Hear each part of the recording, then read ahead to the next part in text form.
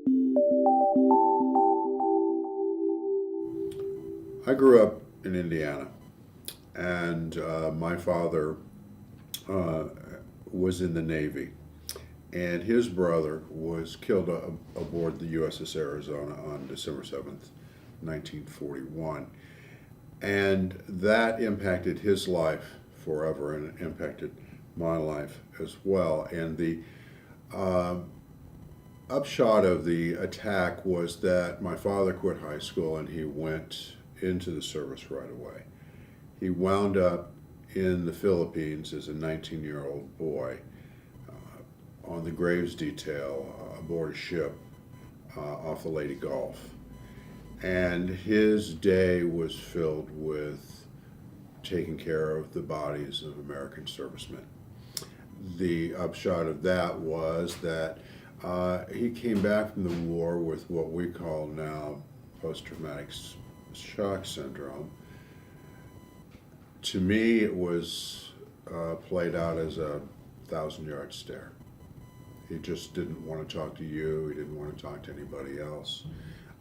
You did exactly what he wanted you to do. You didn't ask questions. He didn't ask questions of you. It was a very, very sterile environment, which you got the feeling that he was working hard to manage what was inside of him. And as a result, the experience with my father was spare. There wasn't much emotion or love. So I spent the majority of my life as a young boy trying to figure out how to score with this guy. Every kid goes through this.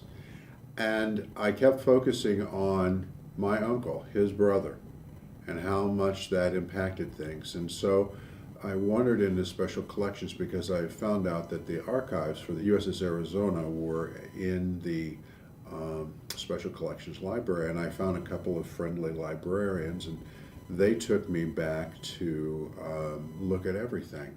Among the things that I found were the duty roster. And the duty roster had William P. Westcott, Seaman First Class, name, rank, and serial number, December 7th, 1941, 8:31 in the morning.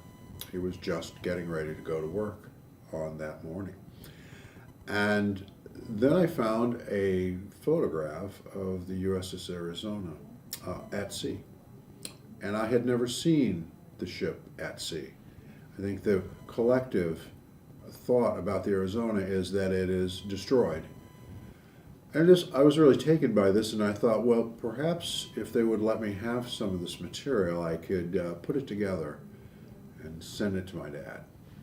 So they did, and they made copies of these things for me, and I had a copy of the manifest and other items and cables from the Pacific Command saying this is an attack, this is no drill, these kinds of things, and it brought it home to me that this was very, very emotional thing. So I put it all together in a what you might call a collage, the ship, the duty roster, and personalized it for my father, and I sent it off. And it was December, it was his birthday, and I got this call from my mom, and she said, what did you send your dad? And I said, am I in trouble here? She goes, well, I don't know. He went into the den. He's been in there for 4 hours. He won't answer the door.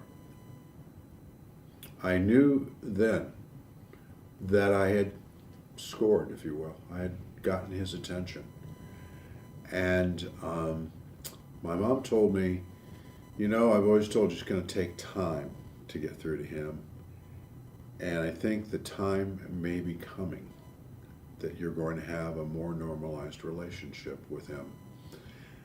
And I was really, really ecstatic that I was able to pull together some information that changed the course of my life in a very small but meaningful way. So I would stand before any group and tell them, if this 2 or 3 bits of information contained in this building can affect me so dramatically.